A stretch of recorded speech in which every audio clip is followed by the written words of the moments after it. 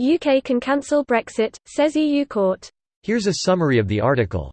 ECJ. The European Court of Justice has ruled the UK can cancel Brexit without the permission of the other 27 EU members. A group of anti-Brexit politicians argued the UK should be able to unilaterally halt Brexit, but they were opposed by the government and EU. The decision comes a day before MPs are due to vote on Theresa May's deal for leaving the EU. MPs are already widely expected to reject the proposals during a vote in the House of Commons on Tuesday night. BBC Brussels correspondent Adam Fleming said the ruling made staying in the EU a real, viable option and that may sway a few MPs in the way they vote. The court said the decision must follow a democratic process, so in the UK's case, it would have to be approved by Parliament.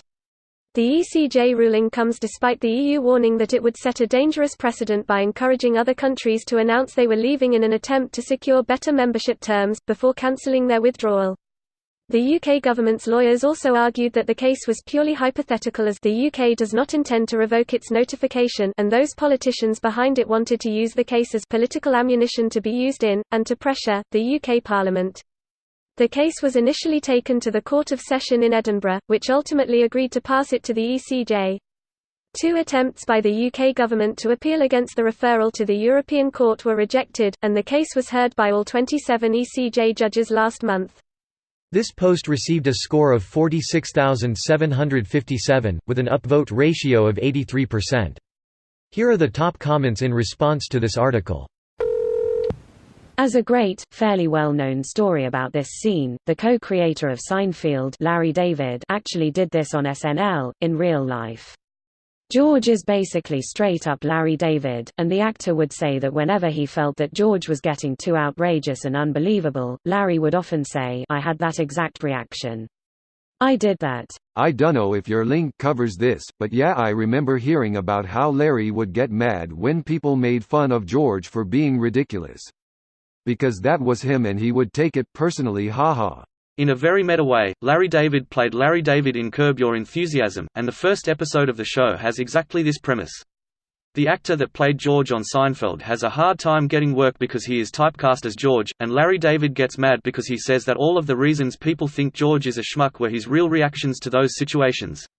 Ha yup. Was it the premiere or that TV movie-length pilot that this happened in Curb?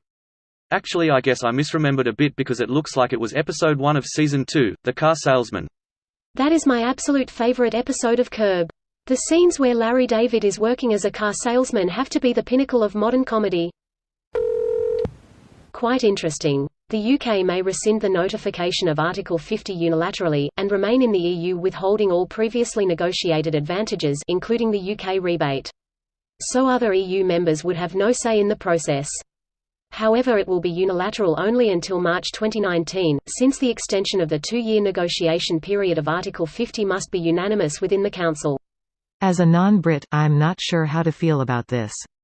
When you are part of a union, you will have to compromise and concede in some issues to make this union work. The problem is, when a country like the UK has seemingly fundamentally different ideas what the EU is supposed to become and where it's headed, this is almost impossible to achieve.